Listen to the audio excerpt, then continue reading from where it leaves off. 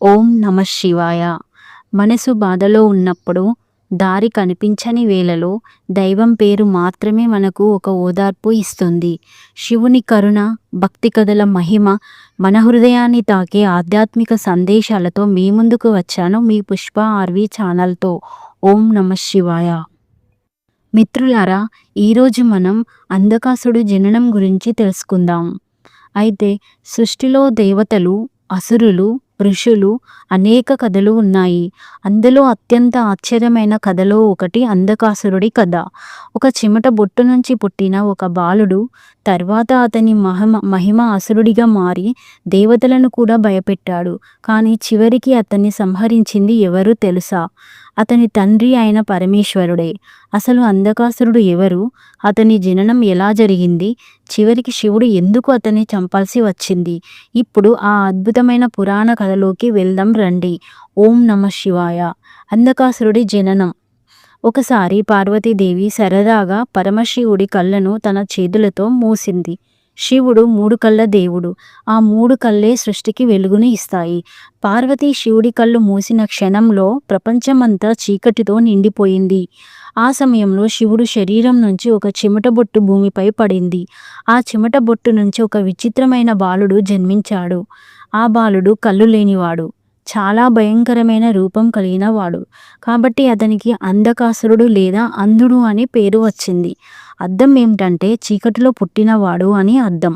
హిరణ్యాక్షుడు దత్తపుత్రుడు. అప్పటికి అసురరాజు హిరణ్యాక్షకుడికి అక్కడికి వచ్చాడు. అతనికి సంతానం లేదు. ఆ బాలుడిని చూసి అతడు శివుడిని ప్రార్థించాడు. అప్పుడు శివుడు ఆ బాలుడిని హిరణ్యాక్షకుడికి దత్తపుత్రుడిగా ఇచ్చాడు. అలా అంధకుడు అసురుల రాజ్యంలో పెరిగాడు. అయితే బ్రహ్మవరం పెరిగిన తరువాత అంధకుడు చాలా శక్తివంతుడయ్యారు. అతను బ్రహ్మదేవుని కఠిన తపస్సు చేశాడు. అతని తపస్సు చూసి బ్రహ్మదేవుడు సంతోషించాడు. అప్పుడు అంధకాసురుడికి ఇలా కోరాడు, నన్ను ఎవరూ చంపలేని వరం ఇవ్వండి. బ్రహ్మదేవుడు చెప్పాడు, సృష్టిలో పుట్టిన ప్రతి ఒక్కరికి మరణం తప్పదు. అప్పుడు అంధకాసురుడు ఇలా వరం కోరాడు, నా తల్లి లాంటి స్త్రీని నేను ఆశించినప్పుడు మాత్రమే నాకు మరణం రావాలి. అప్పుడు బ్రహ్మదేవుడు ఆ వరాన్ని ఇచ్చాడు. అంధకాసురుడి అహంకారం. ఆ వరం వచ్చిన తర్వాత అంధకాసురుడు చాలా గర్వంగా మారిపోయాడు. అతను దేవతలను, ఋషులను బాధించడం ప్రారంభించాడు. లోకాల్లో అల్లకొల్లలం సృష్టించాడు. దేవతలు కూడా అతని శక్తికి భయపడ్డారు. పార్వతీదేవిని కోరుకున్న అంధకాసురుడు. ఒకరోజు అంధకాసురుడు పార్వతీదేవిని చూశాడు.